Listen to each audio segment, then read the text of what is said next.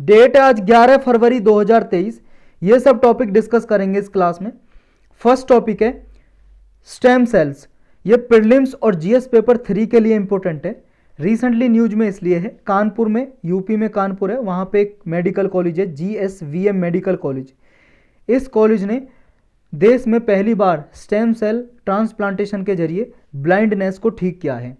यानी कि एक अंधा आदमी था, उसकी आंखों की रोशनी वापस आ गई है स्टेम सेल ट्रांसप्लांटेशन के जरिए। तो क्या होती हैं स्टेम सेल, इसे जानेंगे पूरा डिटेल में। मोस्ट इंपॉर्टेंट टॉपिक है ये। सेल तो आप जानते हो क्या होती है सेल। देखो हमारी बॉडी की सबसे छोटी यूनिट सेल होती है। जैसे कोई धातु है, उसकी सबसे छोटी यूनिट जो होती है वो एटम होती है। ऐसे ही सेल होती है हमारी बॉडी में। यानी कि सबसे पहले सेल बनती है, फिर सेल से हाथ पैर मुंह निकलते हैं, और हमारी बॉडी पूरी सेल से बनी हुई है। बहुत सारी सेल होती हैं, उनमें से एक टाइप की सेल होती है स्टेम सेल। तो स्टेम सेल कुछ ऐसी दिखाई देगी जैसे आपको इमेज में दिखाई दे रहा है, अगर माइक्रोस्कोप या सूक्ष्मदर्शी से देखेंगे तो इसके बारे में देखो बहुत सारे फैक्ट आपको याद रखने हैं। ये देखो पैराग्राफ है, पूरा इसके फैक्ट से, डेफिनेशन से भरा हुआ है, लेकिन सारी बातें आपको याद होनी चाहिए एज इट इज़। तो ये मल्टी सेलुलर ऑर्गेनिज्म में पाई जाती हैं। मल्टी सेलुलर ऑर्गेनिज्म क्या होते हैं? ऐसे जीव जिनमें एक से ज़्यादा सेल होती है, मल्टी सेल होती हैं। जैसे ह्यूमन, आदमी, एनिमल, पशु, पक्षी, ऐसे मल्टी सेलुलर ऑर्गेनिज्म है ये। और जिनमें एक सेल होती है, एक सेल से ही बने होते हैं, उन्हें बोलते हैं यूनिसेलुलर। यूनिसेलुलर वो कैसे होते हैं? जैसे एल्गी हो गई, या आपका कोई बैक्टीरिया हो गया, या फंजाई या फंगी, फंगस जिसे बोलते हैं, फफूंद जिसे बोलते हैं हिंदी में। तो ये बने होते हैं सिंगल सेल से। तो ये मल्टी सेलुलर ऑर्गेनिज्म में पाई जाती हैं। और स्टेम सेल अनडिफ्रेंशिएटेड होती हैं। अनडिफ्रेंशिएटेड का मतलब क्या होता है? मतलब सेम, एक सी होती हैं सेल, लेकिन डिफ्रेंशिएटेड भी होती हैं कुछ सेल। यानी कि या तो एक सी रहेंगी, सेम रहेंगी बॉडी में जितनी भी स्टेम सेल पाई जा रही हैं, या थोड़ा बहुत उनमें डिफरेंस मिलेगा, थोड़ा बहुत। लेकिन इन्हें डिफ्रेंशिएट किया जा सकता है into various type of cell. ये क्या मतलब हुआ? पहले बोल रहे अनडिफ्रेंशिएटेड, फिर बोल रहे हो कि डिफ्रेंशिएट किया जा सकता है। देखो होती तो एक सी हैं, लेकिन इन सेल से हमारी बॉडी की दूसरी सेल बनाई जा सकती हैं जो डैमेज हो चुकी हैं। जैसे मान लो ब्रेन सेल, दिमाग में कोई सेल ब्रेन में डैमेज हो गई है, या कोई हार्ट अटैक आता है, किसी को हार्ट खराब हो गया है, तो हार्ट की सेल बनाई जा सकती हैं, क्योंकि हार्ट की सेल डैमेज हो गई होंगी तभी हार्ट फंक्शन करना बंद कर रहा है। या किडनी की सेल्स खराब हो गई हैं, या कोई भी बॉडी पार्ट, या कोई डिसीज है, बीमारी को ठीक करना है, क्योंकि बीमारी जब होती है तो बॉडी में हमारी सेल्स डैमेज कर देती है। अगर वो सेल दोबारा बना दी जाए तो हमारी बॉडी सही से काम करने लगेगी। तो इन स्टेम सेल से बॉडी की वेरियस टाइप की सेल डेवलप की जा सकती हैं, और इन स्टेम सेल से दूसरी स्टेम सेल भी बनाई जा सकती हैं। और जब सेल बनना शुरू होती हैं तो उनमें सबसे पहले बनने वाली सेल यही होती हैं stem cell. Earliest type of cell होती हैं सेल लाइनेज में। यानी कि जब सेल बनना शुरू होती हैं तो सबसे पहली सेल स्टेम सेल ही होती हैं। तो ये सेल देखो, इनके पास पोटेंशियल होता है कि हमारी बॉडी में डिफरेंट टाइप्स ऑफ सेल बनाई जा सकती हैं। तो इतने सारे इससे जब सेल बनाई जा सकेंगी तो बहुत सारी डिसीज ठीक करी जा सकती हैं। जैसे अभी क्या, ब्लाइंडनेस को, अंधे आदमी की रोशनी वापस ला दी। तो देखो ये राइट कंडीशन में बॉडी में ये स्टेम सेल डिफरेंट टाइप में डिवाइड हो सकती हैं। यानी कि इन स्टेम सेल से डिफरेंट टाइप की जब सेल बनाई जाती हैं तो उन सेल को बोलते हैं डॉटर सेल। और ये डॉटर सेल स्पेशलाइज्ड सेल होती हैं, स्टेम सकते हैं, या स्पेशलाइज्ड बॉडी में और सेल हैं उनको इनसे डेवलप किया जा सकता है। जैसे blood cells, brain cells, heart muscle cells, bone cells, हड्डी की सेल्स डेवलप की जा सकती हैं। और हमारी बॉडी में कोई ऐसी सेल नहीं होती है स्टेम सेल को छोड़ के कि जिनके द्वारा हम दूसरे टाइप की सेल जनरेट करते हैं। तो स्टेम सेल ऐसी स्टेम सेल होती हैं हमारी बॉडी में, ये ऐसी सेल होती हैं जिनकी वजह से हमारी बॉडी के बाकी के सारी बॉडी की सेल डेवलप की जा सकती हैं और फंक्शन किया जा सकता है। इसलिए इन्हें रिपेयर सिस्टम भी बोलते हैं, हमारी बॉडी का रिपेयर सिस्टम स्टेम सेल को। देखो डिफरेंट टाइप के टिश्यू होते हैं जिनमें ये स्टेम सेल प्रेजेंट होती है। जैसे ब्रेन में भी होती हैं ये सेल, बोन मैरो में होती हैं, हड्डी के अंदर जो बोन मैरो होता है उसमें होती हैं, ब्लड में भी पाई जाती हैं, ब्लड वेसल में भी पाई जाती हैं। तो इतनी जगह ये पाई जा सकती हैं। और दो टाइप की होती हैं स्टेम सेल। ये टाइप आपको याद रखें, बहुत इंपॉर्टेंट है ये टाइप। एक होती है एम्ब्रियोनिक स्टेम सेल, जैसा इसके नाम में आ रहा है ना एम्ब्रियो, तो ये एम्ब्रियो में ही पाई जाती हैं। एम्ब्रियो का मतलब क्या होता है? भ्रूण। देखो जब बच्चा छोटा सा बनना शुरू होता है गर्भ में 3 से 5 दिन का, वो होता है एम्ब्रियो। तो एम्ब्रियो में पाई जाती है स्टेम सेल। और ये जब ये एम्ब्रियो 3 से 5 दिन का होता है, इस स्टेज में इसको बोलते हैं ब्लास्टोसिस्ट, ब्लास्टोसिस्ट। और इसमें लगभग 150 सेल पाई जाती हैं, लगभग 150 सेल। और इन स्टेम सेल को, जो ये एम्ब्रियोनिक स्टेम सेल है, प्लूरीपोटेंट स्टेम सेल के नाम से भी जानते हैं, प्लूरीपोटेंट स्टेम सेल, क्योंकि इन स्टेम सेल को डिवाइड करके बहुत सारी स्टेम सेल बनाई जा सकती हैं, इसलिए प्लूरी नाम है। प्लूरी आया प्लूरल से, प्लूरल मतलब बहुवचन, यानी कि एक से ज़्यादा। तो प्लूरीपोटेंट स्टेम सेल भी बोलते हैं क्योंकि इनको डेवलप किया जा सकता है दूसरी स्टेम सेल बनाने में। 1 से 2, 2 से 3 ऐसे स्टेम सेल बनाई जा सकती हैं, डिवाइड किया जा सकता है इनको। और ये एम्ब्रियोनिक स्टेम सेल होती हैं हमारी बॉडी की जो डिसीज्ड टिश्यू या ऑर्गन होते हैं, जो यानी कि ख़राब हो चुके हैं, डैमेज हो चुके हैं, उनको रिपेयर करने के लिए सेल बनाई जा सकती हैं स्टेम सेल के जरिए। दूसरे टाइप की स्टेम सेल होती हैं adult stem cell. Adult stem cell, जैसा इनका नाम में, ये एडल्ट टिश्यू में पाई जाती हैं, जैसे बोन मैरो में एडल्ट, या फैट में, चर्बी जो होती है बॉडी में, उसमें पाई जा सकती हैं। लेकिन देखो, जो एम्ब्रियोनिक स्टेम सेल होती हैं, जितनी पावरफुल ये एम्ब्रियोनिक स्टेम सेल होती हैं, यानी कि जितना यूज इनका होता है, इतना एडल्ट स्टेम सेल का नहीं होता है। इनका यूज लिमिटेड होता है केवल। ये हमारी बॉडी में डिफरेंट टाइप की सेल बनाने में डेवलप तो की जा सकती हैं, लेकिन लिमिटेड वे में, यानी कि लिमिटेड इनका यूज होता है। तो इस वजह से जब लिमिटेड यूज है, तो इसलिए एम्ब्रियोनिक स्टेम सेल ज़्यादा इंपॉर्टेंट होती है। लेकिन ऐसा नहीं है कि इनका यूज नहीं किया जा सकता। एक दूसरा तरीका है कि एडल्ट स्टेम सेल को हम डेवलप कर लेते हैं इंड्यूस्ड प्लूरीपोटेंट स्टेम सेल में, यानी कि देखो इसमें ही कुछ चेंज किए जाते हैं एडल्ट स्टेम सेल में ही, और चेंज करने के बाद इसको बना दिया जाता है इंड्यूस्ड प्लूरीपोटेंट स्टेम सेल, यानी कि इस तरह से काम करने लगती है जैसे एम्ब्रियोनिक स्टेम सेल होती है। तो इसलिए इसको बोलते हैं इंड्यूस्ड प्लूरीपोटेंट स्टेम सेल, यानी कि एडल्ट सेल में ही चेंज कर दिया इसको इंड्यूस्ड प्लूरीपोटेंट स्टेम सेल।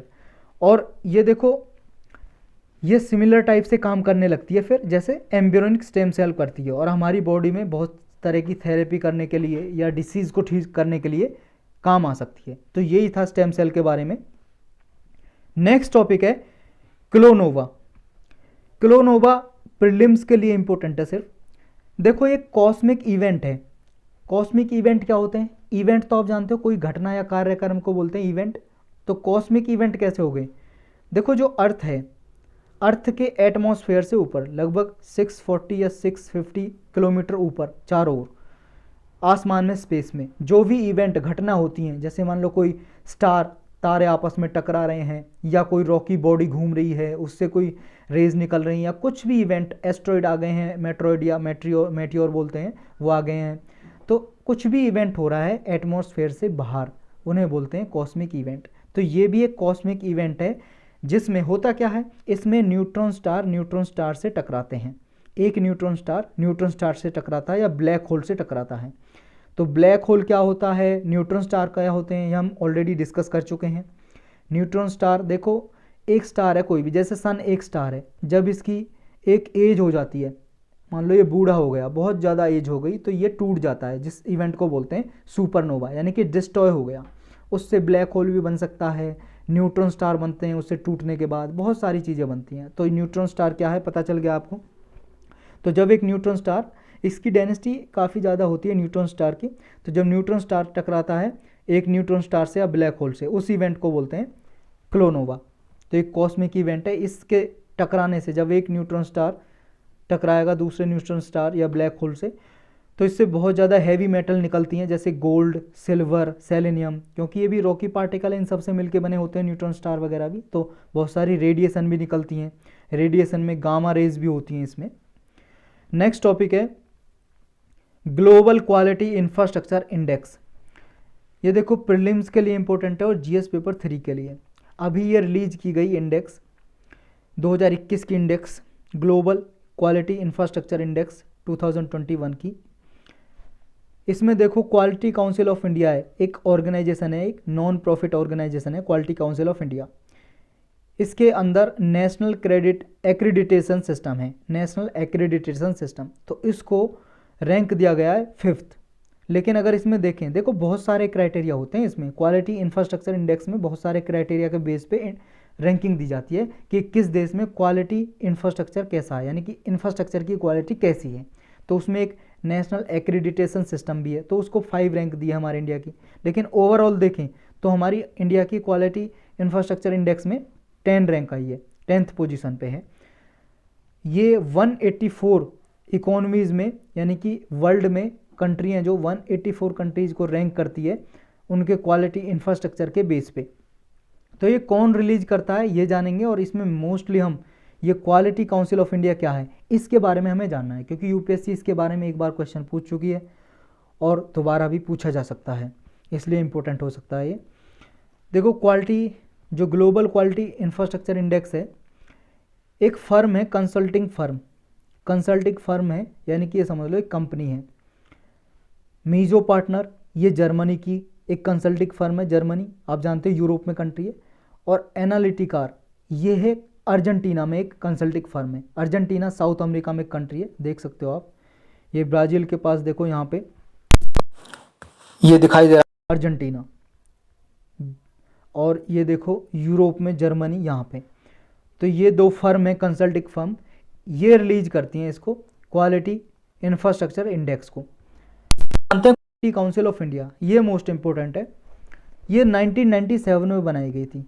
देखो गवर्नमेंट और प्राइवेट इंडस्ट्रीज़ ने मिलकर इसको बनाया था, तो याद रखना ये पब्लिक प्राइवेट इंफ्रास्ट्रक्चर की तरह काम करता है, यानी कि एक तरह से पब्लिक प्राइवेट कंपनी है, नॉन प्रॉफिट कंपनी है, लेकिन नॉन प्रॉफिट ऑर्गेनाइजेशन है। इसमें गवर्नमेंट भी है और प्राइवेट इंडस्ट्रीज़ भी हैं।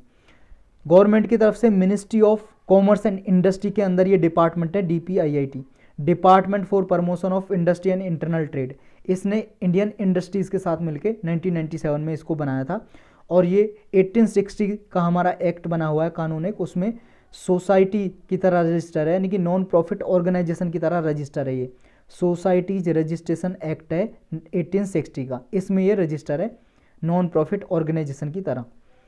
और इसके 2 बोर्ड हैं, एक है national accreditation board for certification bodies, ये है, और दूसरा बोर्ड है national accreditation board for testing and calibration laboratories. ये इसके कंस्टिट्यूएंट बोर्ड हैं जो इसको ऑपरेट करते हैं क्वालिटी काउंसिल ऑफ इंडिया को। इसकी कंपोजिशन क्या है, कौन कौन मेंबर होते हैं इसमें? 38 मेंबर है इसमें, जो गवर्नमेंट से भी आते हैं, इंडस्ट्री से भी आते हैं और कंज्यूमर से भी आते हैं। तो इक्वल रिप्रेजेंटेशन होता है इनका। 38 मेंबर की काउंसिल है ये क्वालिटी काउंसिल ऑफ इंडिया। इसके जो चेयरपर्सन होते हैं वो अपॉइंट किए जाते हैं प्राइम मिनिस्टर के द्वारा। ये देखो, ये स्टेटमेंट पूछी थी यूपीएससी ने, देखें कि क्वालिटी काउंसिल ऑफ इंडिया के चेयरपर्सन कौन अपॉइंट करते हैं, तो प्राइम मिनिस्टर। किसकी रिकमेंडेशन पे? इंडस्ट्री, जो इंडस्ट्री होती है, कंपनी होती है, वो रिकमेंड करती हैं गवर्नमेंट को, और उसकी रिकमेंडेशन पे प्राइम मिनिस्टर अपॉइंट करते हैं, नियुक्ति करते हैं इसके चेयरपर्सन की। तो ये बात आपको याद रखनी है। नेक्स्ट टॉपिक है free float in stocks. Free floats in stocks क्या है? ये प्रीलिम्स के लिए भी इंपॉर्टेंट है और जीएस पेपर 3 मेंस के लिए, मेनली तो प्रीलिम्स के लिए इंपॉर्टेंट है अभी न्यूज में। इसलिए एक देखो फाइनेंस कंपनी है, index provider MSCI, Morgan Stanley capital international, ये एक अमेरिका की कंपनी है, इसका हेडक्वार्टर भी अमेरिका की न्यूयॉर्क सिटी में है। तो ये फाइनेंसिंग कंपनी ने अभी देखो अडानी ग्रुप के बारे में कुछ सर्वे दी है, इस वजह से ये न्यूज में फ्री फ्लोट। तो क्या होता है फ्री फ्लोट? देखो जैसा इसका नाम में, फ्री का मतलब आज़ाद, फ्लोट मतलब तैरना। तो क्या है ये फ्री फ्लोट? को पब्लिक फ्लोट भी बोलते हैं, पब्लिक फ्लोट। देखो ऐसा होता है कि जब किसी कंपनी के शेयर मार्केट में पब्लिकली फ्रीली ट्रेड किए जा सकें, यानी कि एक आदमी दूसरे आदमी को आसानी से बेच सके और कोई भी रेस्ट्रिक्शन ना हो, उसे बोलते हैं फ्री फ्लोट इन स्टॉक्स। यानी कि स्टॉक्स को, शेयर हैं जो भी, उनको फ्रीली आप, जैसे आपने खरीदे कोई शेयर या ए आदमी ने खरीदे, ये किसी को भी बेच सकता है मार्केट में जाके। तो यही है फ्री फ्लोट। जनरली होता क्या है फ्री फ्लोट में, जो प्रमोटर होते हैं वो शेयर को नहीं बेच सकते। प्रमोटर मतलब कंपनी के जो मालिक हैं वो नहीं बेच सकते। और कुछ और भी होते हैं जिन पे रेस्ट्रिक्शन लगाई जाती है, जो नहीं बेच सकते, जैसे मैनेजमेंट में हैं, डायरेक्टर हैं कंपनी के, उनके पास कंपनी के शेयर हैं, तो वो नहीं बेच सकते। फ्री फ्लोट की अगर हम, फ्री फ्लोट का फॉर्मूला तो क्या होगा? Free float is equal to होता है आउटस्टैंडिंग शेयर में से माइनस कर दो restricted share and minus closely held share. तो ये क्या होते हैं आउटस्टैंडिंग शेयर और ये सब कुछ? देखो आउटस्टैंडिंग शेयर मतलब सारे शेयर, ऑल शेयर कंपनी के जितने भी शेयर होल्डर हैं, चाहे कंपनी का प्रमोटर यानी कि मालिक है कंपनी का, उसके पास होंगे मान लो 40, 50, 51% कंपनी के शेयर, या कोई और है, मैनेजमेंट है, बोर्ड है, ये सब आ गए, या आम पब्लिक है, कोई भी लोगों ने शेयर खरीद रखे हैं, वो सब आ गए आउटस्टैंडिंग शेयर में, यानी कि total share, number of share किसी कंपनी के। फिर रेस्ट्रिक्टेड शेयर क्या होते हैं? रेस्ट्रिक्टेड शेयर यानी कि जिन पे कुछ रेस्ट्रिक्शन लगाई होती है कि वो आसानी से ट्रांसफ़र नहीं किए जा सकते, कुछ सर्टेन कंडीशन में ही वो ट्रांसफ़र किए जा सकते हैं, बेचे जा सकते हैं। ये होते हैं जैसे कॉरपोरेट मैनेजमेंट के डायरेक्टर या एग्जीक्यूटिव जो शेयर होल्ड करके रखते हैं, वो हो गए रेस्ट्रिक्टेड शेयर, यानी कि मैनेजमेंट के पास हैं, एग्जीक्यूटिव डायरेक्टर के पास हैं, वो शेयर हो गए restricted share. Closely held share के कौन से होते हैं? क्लोजली हेल्ड शेयर होते हैं ऐसे शेयर जो लॉन्ग टर्म के लिए रखे जाते हैं, जो लॉन्ग टर्म के लिए रखे जाते हैं और जिनको शॉर्ट टर्म में नहीं बेचा जा सकता। लॉन्ग टर्म शेयर होल्डर या इनसाइडर को बोलते हैं क्लोजली हेल्ड शेयर होल्डर, या जो शेयर रखते हैं उन्हें बोलेंगे closely held share. Next topic है डी इन्फ्लुएंसिंग। देखो ये टर्म है जो रिसेंटली न्यूज में है। आप इन्फ्लुएंस के बारे में जानते हो? इन्फ्लुएंस मतलब इम्पैक्ट करना, प्रभावित करना, तो इन्फ्लुएंसिंग मतलब प्रभावित करने की क्रिया। तो डी इन्फ्लुएंसिंग यानी कि प्रभावित नहीं करना, यानी कि जो प्रभाव हो रहा है उसको कम करना। तो क्या है ये? आपने देखा होगा चैनल पे बहुत सारे वीडियो आप देखते होंगे, तो बीच में बहुत सारे प्रमोट करते हैं किसी प्रोडक्ट को, जैसे मान लो किसी बुक को प्रमोट कर रहे हैं या किसी कंपनी के प्रोडक्ट को या कंपनी को प्रमोट कर रहे हैं, इस तरह से प्रमोट करते हैं, किसी का नाम लेते हैं, तो इनको बोलते हैं इन्फ्लुएंसर, जो प्रमोट करते हैं, और इस प्रक्रिया को बोलेंगे इन्फ्लुएंसिंग। लेकिन अगर वही आदमी सोशल मीडिया प्लेटफॉर्म पे किसी पे भी, फेसबुक पे, व्हाट्सएप पे, यूट्यूब पे, किसी पे भी अपने फॉलोअर को, जो उसके फॉलोअर हैं उसे फॉलो करते हैं, उनको ये बताए कि इस प्रोडक्ट को ना लें, इस प्रोडक्ट के बारे में कुछ कहे कि ये इस तरह से इसको लेंगे तो आप इसका नुकसान है, तो उसको प्रमोट करने के बजाय डी प्रमोट करें, तो उसी को बोलते हैं डी इन्फ्लुएंसिंग। यानी कि उसमें इन्फ्लुएंसर बताए कि उसके फॉलोअर को कि ये प्रोडक्ट है जो ये सही नहीं है, इसको आप खरीदना छोड़ दो, उसकी मार्केटिंग करने के बजाय उसको डी प्रमोट करें, तो वही है डी इन्फ्लुएंसिंग।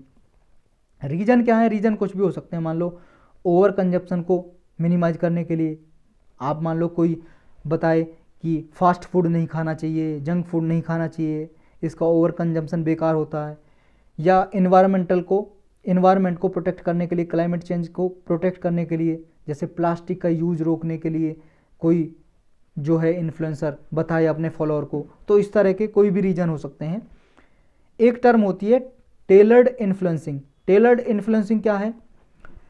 देखो ये डी इन्फ्लुएंसिंग ही होती है, लेकिन इसमें क्या होता है, इसमें जो इन्फ्लुएंसर होता है, जैसे मान लो कोई सोशल मीडिया पे कोई भी बंदा है, कोई भी आदमी है, उसके फॉलोअर है, अपने फॉलोअर को ये बता रहा है कि ये प्रोडक्ट कितना सही है और कितना गलत है, यानी कि ऑनेस्ट रिव्यू दे रहा है, यानी कि उसकी खामियां भी बता रहा है, कमियां भी, और उसकी अच्छाई भी बता रहा है, तो उसे बोलते हैं टेलर्ड इन्फ्लुएंसिंग। यानी कि जो फॉलोअर हैं उनको भ्रमित नहीं कर रहा, उनको गलत चीज़ नहीं बता रहा, जो एग्जैक्टली है उसका फीडबैक बता रहा है, पॉजिटिव और नेगेटिव दोनों बता रहा है। एक टर्म होती है काउंटर व्यू। काउंटर व्यू क्या होती है? इसमें देखो कुछ एक्सपर्ट होते हैं जो डी इन्फ्लुएंसिंग की एफिशिएंसी को लॉन्ग टर्म में क्वेश्चन करते हैं, उसको बोलते हैं काउंटर व्यू। तो इस डी इन्फ्लुएंसिंग की जो टर्म है, या कोई डी इन्फ्लुएंसिंग करता है, तो इससे हम क्या सीख सकते हैं, एथिकल वैल्यू क्या ड्राइव कर सकते हैं? देखो इससे ड्राइव किया जा सकता है, एक तो रिस्पॉन्सिबिलिटी, इसमें जो इन्फ्लुएंसर होता है वो जिम्मेदारी लेता है अपने फॉलोअर की, कि उसके एक्शन की वजह से उसके फॉलोअर को नुकसान ना हो। जैसे मान लो टीचर है, कोई भी एजुकेटर है, वो पढ़ा रहा है, अगर आपको कोई गलत डायरेक्शन दे, वो कहे कि आप ये पढ़ लो, इतनी सारी बुक का नाम दे, ऐसे आपने देखा होगा यूपीएससी की तैयारी जब करने जाओगे ना आप, देखो ऑनेस्ट रिव्यू दे रहा हूँ आपको, आप खुद रियलाइज़ करोगे, जिसने भी कोचिंग ली होगी, कोचिंग इंस्टीट्यूट में जाओगे आप, तो आपको ऐसा लगेगा, वहाँ पे ऐसा इन्वायरमेंट लगेगा कि कोचिंग के बिना तो बस यूपीएससी क्रैक किया ही नहीं जा सकता। और ऐसा माइंड में देखो ऐसी सोच डेवलप कर देते हैं कि इतने बंदे आते हैं यहाँ पे, दिल्ली में पढ़ने के लिए जाते हैं, और दिल्ली में कोचिंग लेने के बाद उनका नहीं हो रहा, तो कोई बंदा घर पे रह के कैसे निकाल सकता है इतने बड़े एग्जाम को, ऐसा आपका माइंडसेट बना दिया जाएगा। तो ये देखो क्या हो गया, इन्फ्लुएंस ही तो कर रहे हैं एक तरह से। तो वो बहुत सारी बुक बताएंगे आपको डराने के लिए, इतने सारी बुक पढ़ो, हर एक सब्जेक्ट के लिए 2-2 3-3 बुक लिखा देंगे। हर एक सब्जेक्ट के लिए अलग टीचर आएगा, वो टीचर 2-2 3-3 बुक लिखा देगा। ज्योग्राफी के लिए बहुत सारी बुक लिखा देगा, महेश बर्नबाल, माजिद हुसैन, बहुत सारी बुक बता देगा आपको। ऐसी तरह से इकोनॉमी के लिए और पॉलिटी के लिए बहुत सारी बुक बता देगा। लेकिन सही आपको कोई कोई बताता है, और सही क्या है वो आपको खुद पता लग जाएगा। कहाँ से? खुद यूपीएससी की साइट से पता लग जाएगा भाई साहब। यूपीएससी की साइट पे नोटिफिकेशन आता है, नोटिफिकेशन जब फॉर्म निकलता है, जैसे अभी फॉर्म निकला हुआ है यूपीएससी का, तो उस नोटिफिकेशन में सिलेबस दिया हुआ था यूपीएससी का। तो सिलेबस को आप देखो क्या है, और सिलेबस के जितने भी टॉपिक है आपको कहाँ मिल सकते हैं? आसानी से मिल सकते हैं एनसीईआरटी में, एनसीईआरटी में। और एनसीईआरटी के अलावा करंट अफेयर यानी कि न्यूज़पेपर में, तो आप न्यूज़पेपर और एनसीईआरटी सिर्फ 2 चीज़ पढ़ो और लास्ट ईयर के क्वेश्चन पेपर, हो गया आपका काम। अब इनसे ज़्यादा जो भी पढ़ रहा है वो भाई साहब मेरी तरह ना बहुत टाइम लगता है उसे, और फेल ही हो जाता है, फिर कर ही नहीं पाता क्रैक एग्ज़ाम। समझ रहे हो आप? यानी कि बहुत ज़्यादा आप पढ़ोगे तो नुकसान ही होगा। पीएचडी आपको नहीं करनी है, सिर्फ हिट करना है टारगेट पे। वो वाली बात अर्जुन की, जो अर्जुन ने अपनाई थी कि चिड़िया की आँख को सिर्फ हिट करना है, पूरी चिड़िया को आपको हिट नहीं करना है। तो आते हैं अपने टॉपिक पे, इन्फ्लुएंसिंग। जो डी इन्फ्लुएंसिंग है उससे एथिकल वैल्यूज़ क्या क्या सीखी जा सकती हैं? रेस्पॉन्सिबिलिटी, पहला जिम्मेदारी, दूसरा ऑनेस्टी यानी कि ऑनेस्ट रिव्यू दे रहा हो भाई साहब। सस्टेनेबिलिटी सीखी जा सकती है। कंज्यूमर प्रोटेक्शन यानी कि जितने भी ग्राहक हैं उनको प्रोटेक्ट कर रहा है वो। नेक्स्ट है ट्रांसपेरेंसी। तो इतने सारी एथिकल वैल्यूज़ डी इन्फ्लुएंसिंग से सीखी जा सकती हैं। यही टॉपिक थे आज के।